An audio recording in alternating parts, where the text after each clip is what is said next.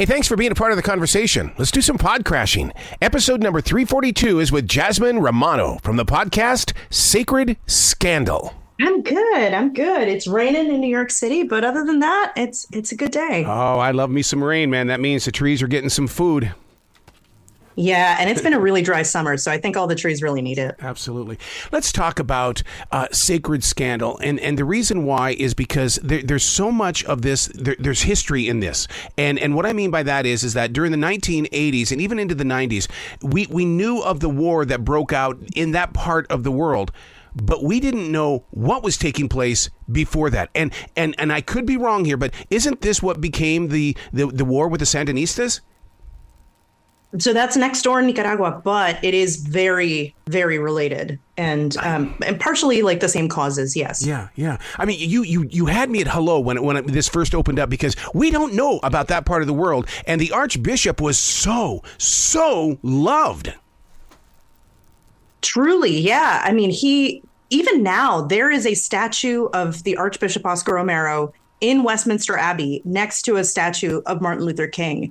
And it is incredible to me that more people don't know about his story. And I say that as someone who didn't know about his story until a couple of years ago. Mm-hmm. So just to give you a little context on all of this, my family is from El Salvador. They immigrated to the U.S. in 1981. And I was the first person in my family to be born in the U.S. I was born in Los Angeles, California.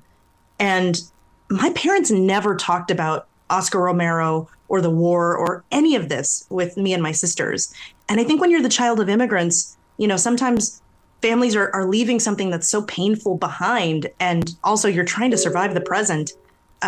There's not a lot of room to talk about the past. And so they really never taught us about this history. And it wasn't until a couple of years ago that I realized who this man was. And I started looking into his story and I was like, oh, he's from the same town as my parents. And well, his name is Oscar Romero and my name is Jasmine Romero. Like, is this man my uncle? Are we related? And so I started looking into his story and I found that not only did my family know him, but that there was an unsolved murder in my family that connected back to his story. And that's really what the show has become. It's this intertwined story about Oscar Romero and about my family. It is so evenly paced out. In other words, you're not rushing to tell this story. You allow us as listeners to physically become part of the story, like we're standing right there with you. Thank you. Yeah, it was important to me that listeners didn't feel bad about not knowing any of this because you're really discovering it alongside me. Mm-hmm. If a person who is from El Salvador and whose family knew this man, didn't know about it, like, it's not your fault that you don't know about this. And it's partially because we are not taught these histories in history class. There is so much information that we just never get. And I think it's partially because history keeps repeating. And, if you don't know that this happened, then you think that this is the first time that it's happening, but it's really not. And this history, this story, it keeps echoing into the present. So many things that are happening now connect directly back to this moment in 1980 when Oscar Romero is assassinated while he's preaching on the pulpit. And one of the things that I love you for doing this is because in martial arts, in order to become that third degree black belt, the one thing that they really hit in our hearts was the fact that if you do not tell the story, then what happens is it becomes so lost and so dented by interpretation. And so I feel like that you were called back to this story to make sure that those beyond us are going to get something, we're going to get it straight is what we're going to do. And it's not going to be a dented or a dinged up little situation. Absolutely. And I really, going back to Martin Luther King and Oscar Romero's story and how it parallels him, I think Oscar Romero has become this figure in El Salvador, very similar to Dr. King, where, now politicians will invoke his name and there's this love of him and the airport is named after him. And, there's no acknowledgement of the fact that not that long ago in 1980, a lot of people were not on his side and did not agree with him. And I think the same thing has happened with Dr. King, where they become a symbol and a figure of an idea. But people forget that when these people were alive, the same people that now are like, oh, we honor Dr. King. It's like, well, I don't think you were rolling with him when he was alive. Do you know what I'm saying? Right. So true. So how does a holy man become part of a holy war? Well, so the war in El Salvador really is intertwined with the Catholic Church in a lot of ways. El Salvador is an incredibly Catholic country. It's literally named after Jesus, El Salvador, the Savior. And when Oscar Romero is assassinated on the pulpit as he's preaching, it really sends a signal to the country of, we are willing to kill even the holiest man, even the most revered person among you. And throughout the war, Catholic preachers, nuns, lay workers, catechists are specifically targeted because of what they symbolize in the community. And, the El Salvador's war really was a proxy war within the larger Cold War that was happening between the US and Russia, because at the same time that El Salvador is going through these changes and there's a revolution, communism there's another Red Scare happening around the world. And so the communist battle and the battle for equality in El Salvador sort of become intertwined, and the priests become this middle ground. And so the government really looks to them to see who they're going to side with. And, El Salvador, the government of El Salvador is very complicit with the death squads that arise, that are going out and committing assassinations and kidnappings and tortures in the night. And those death squads specifically target Catholic workers. Oh my God. And so it's an incredible story that I feel like not enough people know about, and that really speaks to the current moment, because when you look at the composition of the US, Salvadorans are the third largest Latino group in the US. Yeah. And a lot of that has to do with people who migrated from El Salvador during this time, my family included. And this involves more than just the archbishop, because I mean, Margarita disappears with 4 men. There are 4 Catholic nuns that are found dead. I mean, it's like this thing just continued to grow and grow and grow. Yeah, so the show really takes you through the history chronologically, but it also sort of is like an onion where each episode expands the story a little further. So it starts with the archbishop's murder and, an introduction to my family. And then we talk about 4 U.S. nuns that were killed in El Salvador, taken by the death squads. And then you go back to my family, because my mom's sister, Margarita, my aunt, who I never got to meet, was kidnapped and murdered by death squads. And her story, I didn't really know the ins and outs of her story. It was this unsolved murder in our family. And it wasn't until I started doing this investigation that I really found the root cause. And I don't want to spoil it for anybody, but it really speaks to how once violence, and so each episode goes expanding the story until we arrive at the present. And so the last episode that we just launched last week is about MS-13 and Barrio 18, the gangs that have really controlled Salvadoran life for the last 30 years. And then this week, we're talking about Nayib Bukele, El Salvador's current president. Yeah, when I got to the podcast about the MS-13, all of a sudden I started looking at our own streets, and it was because that, once again, we don't know the true roots of where all of this started, and I love your honesty and your transparency in this, in allowing us to step into the history that you researched.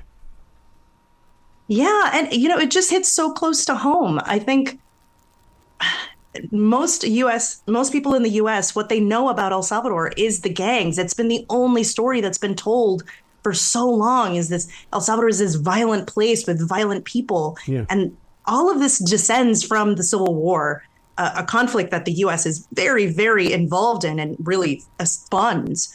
But going back to MS-13, my family has people that are in these gangs. We've had people that were killed by the gangs, and we've had people that are in the gangs that are now in jail. And it's a thing that, I don't want to keep telling the same story about El Salvador, but I also have to acknowledge the truth of it, that these gangs have infiltrated every aspect of life and families, normal families like mine. You said this in the very beginning, that you can see today's news headlines and see that what was taking place back in the 1980s is happening even today with the world of religion, with what's going on in Mexico, the groups that are there. I mean, it's all over the place, and it's all happened once before. Absolutely. And I think, not to get too political with it, but I think when you look at what's happening in Palestine, yes, the U.S. funding is part of what is causing this devastation in this foreign country, in this small, tiny foreign country that has that is symbolic of so many other things. And I think people forget when it's a headline that there are people that that are connected to these places. It's hard to throw a rock in the United States and not hit a Salvadoran. We are everywhere. And, people think that the migration crisis, it's like, it's not happening in a vacuum. It's happening because of U.S. intervention, because of what our tax dollars are funding. And unless we learn about these histories, we can't stop repeating them. Yeah. And I think a lot of what happened in 1980 reverberates into today. In a really cool way, are you not an activator in the way of activating our hearts into seeing a different kind of story? I hope so. Yeah. I spent the last couple of years working on this. I got to admit, it was really hard. It's hard to go into your own family and ask about, Mom, tell me about your sister that was murdered. Like, it was really dark. But I also am incredibly proud of the work that I did, because I myself didn't realize how alive history is in our current moment, how much it speaks to what's happening now. And I feel like, it's a corny way of saying it, but now I feel like I can see through the matrix, and I can see these same stories of what happened in El Salvador in the stories of what's happening all over the world now. And I can't be blind to it anymore. And I really hope that that's what people come out of this show feeling, is, realizing how much history repeats, and hopefully doing what they can to stop it from repeating, because, the pain and the hurt that happened 40 years ago is still very much alive today. Oh, I know that true. And here's the thing. They always say that what we do today affects the next 7 generations. Yeah, what is this, only generation number 2 or 3? I mean, there's still 4 more that are going to be affected by it. Oh, 100%. 100%. And, when you don't do these investigations, when you don't talk to your parents and your grandparents, you're just carrying around this hurt, and you don't know what it is or why you feel this way or where any of this comes from. I think that's what they say about generational trauma, right? And until you learn about it, you can't really start fixing it in yourself. You can't solve a problem that you don't know you have. And I think until we talk about these things with our families, we don't see it in ourselves. It's funny. My husband, his family came from Europe during the Holocaust, and him watching me do this has really inspired him to start talking to his mom and his family, and to find those lost stories that he's never heard before.